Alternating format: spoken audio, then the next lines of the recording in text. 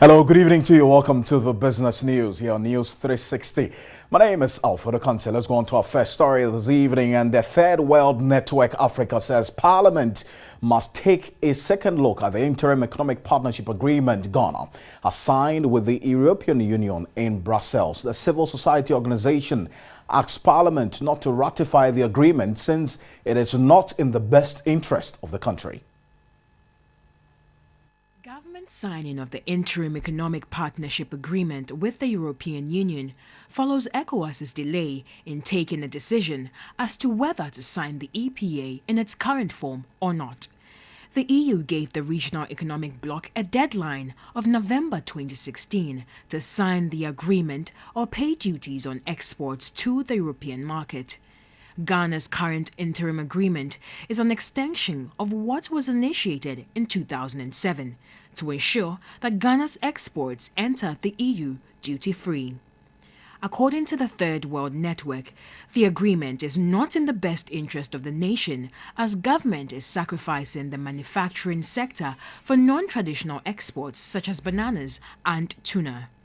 He argues that the agreement, which grants countries of the European Union access to 75% of Ghana's market, is destroying our local manufacturing industry. Some people make the point that imports from Europe are more of heavy equipment and all that, but that's not true. If you look at the East European countries, if you talk about Lithuania, you talk about Bulgaria, these are countries that are transitioning through light manufacturing sector into the industrial sector. And so they produce the same products just as we produce. Once we open up, then the products come and flat at the market. Our country will now be a conduit where we bring goods from Europe and where lies our industrial agenda. He called on Parliament not to give legal backing to the agreement since it is not in the best interest of the nation. Ghana is the second country to sign the interim agreement in the West African sub-region after Cote d'Ivoire. The Importers Association of Ghana have kicked against a new terminal handling charge introduced by shipping lines operating at the country's port. Executive Secretary Samson Asaki claimed the new fees will only increase the cost of doing business. Meanwhile, the shipping lines have justified the need to introduce the rate. Importers and Exporters Association of Ghana have rejected a new terminal handling charge introduced by shipping lines. They claimed the timing was wrong, adding that shippers are already burdened with high charges.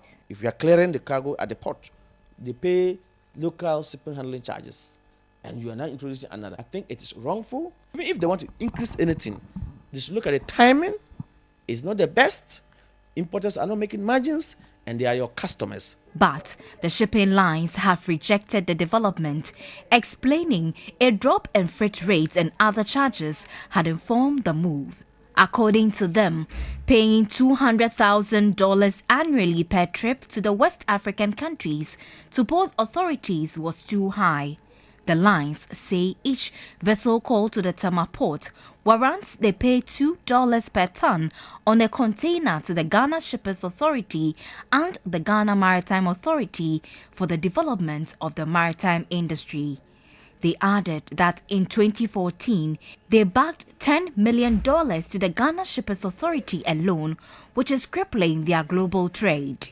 A technical advisor to the Ship Owners and Agents Association, SOAG, Francis Abrampa, explained the development on phone. The shipping lines just sat down and realized that this terminal handling charge that is included in the rate, which is creating the problem, now should be separated and made for everybody to see. If we are giving you the freight, you know that this is your freight and this is the terminal handling charge. The world economy is choking in on everybody, and everybody should find a way that will make them be able to stay afloat and be in business.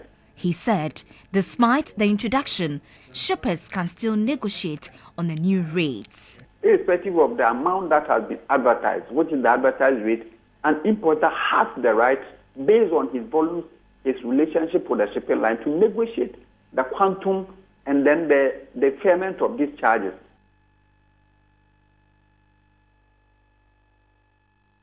I'm just reminding you, you're still watching the business news here on News 360 live here on TV3. There's more news on business, other related stories on our website, 3news.com. You can get lots of exclusive news and analysis right there and bring you some more updates on the issues relating to this situation as we find ourselves in our country. We'll be going to the commodities market and I'll be giving you some more details shortly as to how commodities have been faring, and especially with the calls by the petroleum consumers in this country that they're expecting some 5% reduction in the prices of petroleum products in this country. Well, the oil producing and exporting countries, OPEC, is also doing an analysis on the global market as we speak at the moment. But the oil marketing companies and the bulk distribution companies in this country have not yet reacted or responded to what's happening on the world markets as we speak at the moment. Let's go on to some other stories. The Data Protection Commission says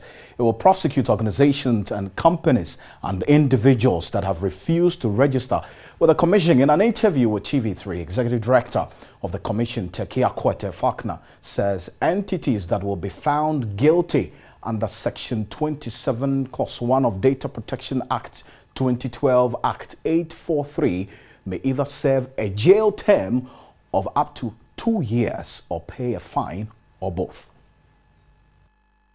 Commission says most potential data controllers have defied the legal obligation to register with the Data Protection Commission despite several notices served on them to do so. Typically, who is a data controller? Anybody who's collecting information about a person and determining how that information should be used. So any corporation, any entity at all is a data controller. Executive Director of the Data Protection Commission, Tekia Kwete Falconer, said after extending the deadline to May 31 this year, most of them have still not complied. We have more than 500 institutions and some individuals that have registered. This is still a drop in the ocean compared to the large numbers of data controllers out there. Under Section 27(1) of the Data Protection Act 2012, Act 843, banks, hospitals, schools, and media houses, churches, all government bodies, non-governmental institutions are required to register.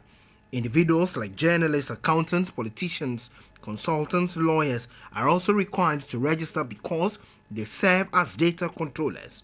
The refusal to actually enforce this law is creating a situation where we may get to a time where people are collecting large amounts of personal information and are using that information in a wrong way.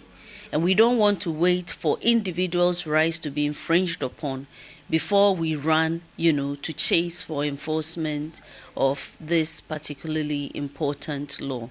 Tekia Kwete Falconer said the data subscription is to help protect citizens and not to invade on their privacy. The prescription of the law for flouting this requirement to register is 250 penalty units or 2 years imprisonment or both.